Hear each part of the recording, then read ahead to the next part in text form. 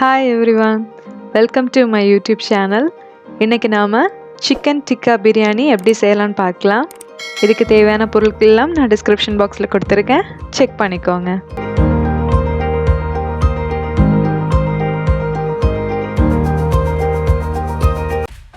First chicken marinate பண்ணி எடுத்துடலாம். அதுக்காக நான் போன்லெஸ் சிக்கன் எடுத்திருக்கேன். அதில் 4 டீஸ்பூன் மிளகாய்த்தூள், 1 டீஸ்பூன் கரம் மசாலா, 1/4 டீஸ்பூன் மஞ்சள் தூள், 2 டீஸ்பூன் இஞ்சி பூண்டு பேஸ்ட், 2 டீஸ்பூன் லெமன் ஜூஸ், தயிர் 4 டேபிள் ஸ்பூன், 1 டீஸ்பூன் உப்பு, 2 டேபிள் ஸ்பூன் எண்ணெய்.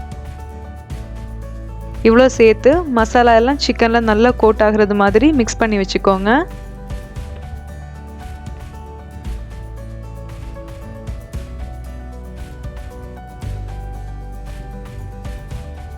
இப்போ இதை 1 மணி நேரம் மேரினேட் ஆக விட்டுடலாம். இப்போது அரிசியை ஊற வச்சிடலாம். அதுக்காக நான் 3 கப் பாஸ்மதி ரைஸ் எடுத்திருக்கேன். அதை தண்ணியில் நல்லா அலசி 1 மணி நேரம் ஊற வச்சிடுங்க. இப்போது மேரினேட் பண்ணி வச்சுருந்த சிக்கனை ஃப்ரை பண்ணி எடுத்துடலாம். அதுக்காக ஒரு பேனில் 3 டேபிள் ஸ்பூன் ஆயில் விட்டுருக்கேன். சிக்கன் பீசஸை ஒவ்வொன்றா போட்டு ஃப்ரை பண்ணி எடுத்துடலாம். டீப் ஃப்ரை பண்ண தேவையில்லை, ஹை ஃப்ளேமில் 2 நிமிஷம் ஃப்ரை பண்ணிக்கோங்க. சிக்கனை ஃப்ளிப் பண்ணி திரும்பவும் 2 நிமிஷம் ஹை ஃப்ளேமில் ஃப்ரை பண்ணிக்கோங்க.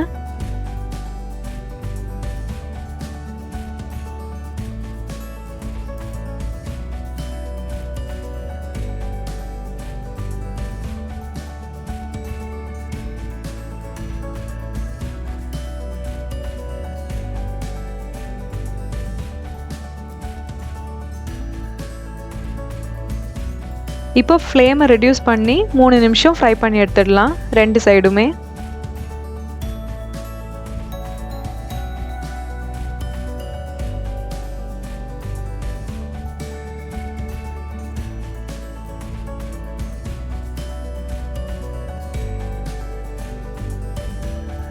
இந்த மாதிரி ஆனதும் சிக்கன் பீசஸை எடுத்துடலாம்.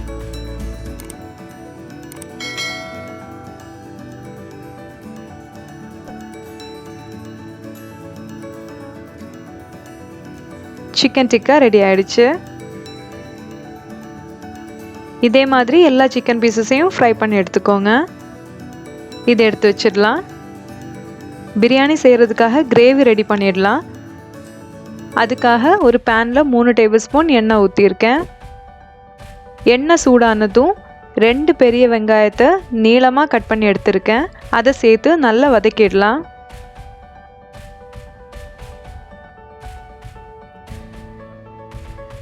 வெங்காயம் நல்ல ப்ரௌன் கலர் ஆகிறது வரைக்கும் வதக்கிக்கோங்க.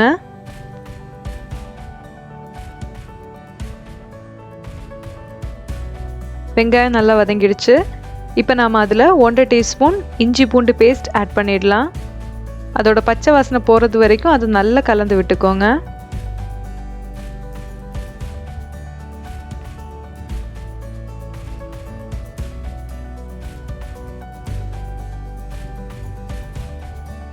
ரெண்டு மீடியம் சைஸ் தக்காளியை கிரைண்ட் பண்ணி எடுத்திருக்கேன். அதை இதில் சேர்த்துடலாம். இதை 2 நிமிஷம் நல்லா கலந்து விட்டுடலாம்.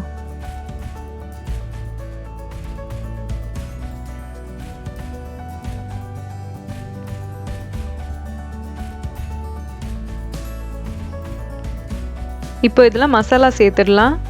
அதுக்காக 1/2 டீஸ்பூன் மஞ்சள் தூள், 1 டீஸ்பூன் மிளகாய் தூள்,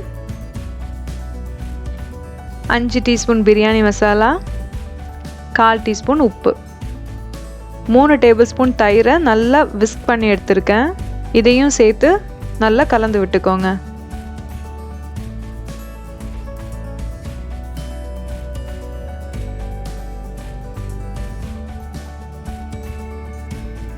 மசாலா எல்லாம் நல்லா கம்பைன் ஆகி எண்ணெய் பிரிஞ்சு வர்றது வரைக்கும் அதை நல்லா கலந்து விட்டுக்கோங்க.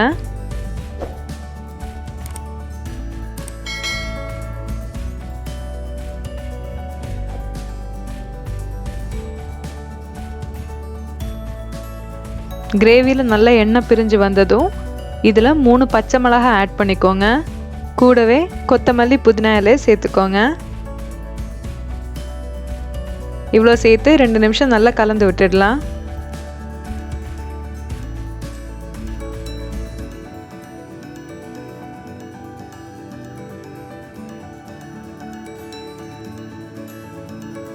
இப்போ 1 கப் தண்ணி ஆட் பண்ணி அதை கொஞ்சமாக கலந்து விட்டுடுங்க.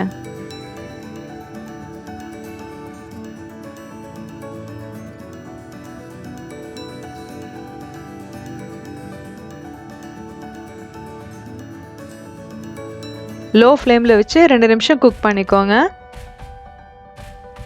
இப்போ இதை எடுத்து வச்சிடலாம்.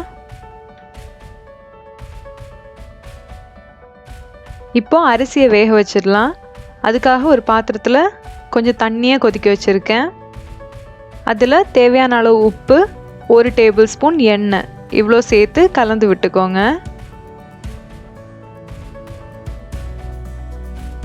இதோட சேர்த்து 2 பிரியாணி இலை, 4 ஏலக்காய், 1 ஸ்டார் அனீஸ், 3 துண்டு பட்டை, 5 கிராம்பு, 1 டீஸ்பூன் ஷாஹி ஜீரா இவ்வளோ சேர்த்து நல்லா கொதிக்க வச்சுடுங்க.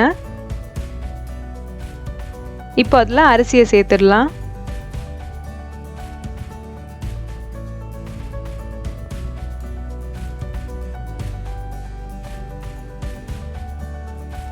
எட்டு நிமிஷம் லோ மீடியம் ஃப்ளேமில் வச்சு குக்காக விட்டுடுங்க. இந்த மாதிரி 90% குக் ஆனதும் சாதத்தை இறக்கிடலாம். ஒரு ஹெவி பாட்டம் பேன் எடுத்திருக்கேன். அதில் 1/2 டீஸ்பூன் நெய் ஊற்றி ஸ்ப்ரெட் பண்ணி விட்டுடலாம். வேக வச்ச சாதத்தில் பாதி அளவு இதில் சேர்த்துக்கோங்க.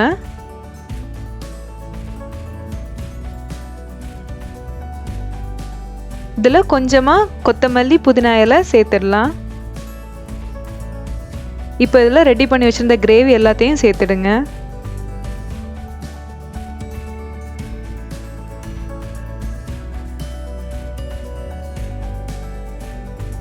இப்போ மேலே ஃப்ரை பண்ணி வச்சிருந்த சிக்கன் டிக்காவை அரேஞ்ச் பண்ணி வச்சிடலாம்.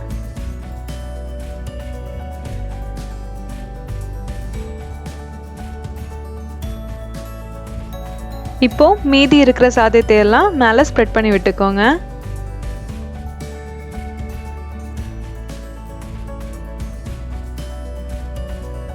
குங்குமப்பூ பால் எடுத்து வச்சிருக்கேன், அதை இதில் சேர்த்துடலாம்.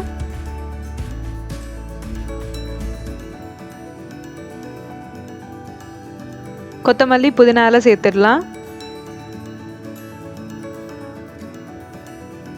கடைசியாக 1 டேபிள் ஸ்பூன் நெய் சேர்த்துக்கோங்க. அலுமினியம் ஃபாயில் வச்சு பிரியாணி பாத்திரத்தை கவர் பண்ணி வச்சுருக்கேன். மேலே மூடி வச்சு ப்ரெஸ் பண்ணி விட்டுடலாம். தோசைக்கல்லை ஸ்டவ்வில் வச்சு ஹீட் பண்ணி இந்த பிரியாணி பாத்திரத்தை அது மேலே ட்ரான்ஸ்ஃபர் பண்ணி வச்சுடுங்க. 20 மினிட்ஸ் லோ மீடியம் ஃப்ளேமில் தம்மில் இருக்கட்டும். அவ்வளோதான். இப்போ ஓப்பன் பண்ணி பார்த்துடலாம். ரொம்ப டேஸ்டியான சிக்கன் டிக்கா பிரியாணி வீட்டிலேயே செஞ்சிடலாம். இந்த சிக்கன் டிக்கா பிரியாணியை நீங்கள் கண்டிப்பாக வீட்டில் ட்ரை பண்ணி பாருங்கள். ட்ரை பண்ணி பார்த்துட்டு எனக்கு உங்களுடைய கமெண்ட்ஸை சொல்லுங்கள். இந்த வீடியோ உங்களுக்கு பிடிச்சிருந்தனா லைக் பண்ணுங்கள், கமெண்ட் பண்ணுங்கள், ஷேர் பண்ணுங்கள். மறக்காமல் நம்மளுடைய சேனலுக்கு சப்ஸ்கிரைப் பண்ணிவிடுங்க. கூடவே அந்த பெல் ஐக்கானையும் கிளிக் பண்ணிவிடுங்க. தேங்க்ஸ் ஃபார் வாட்சிங்.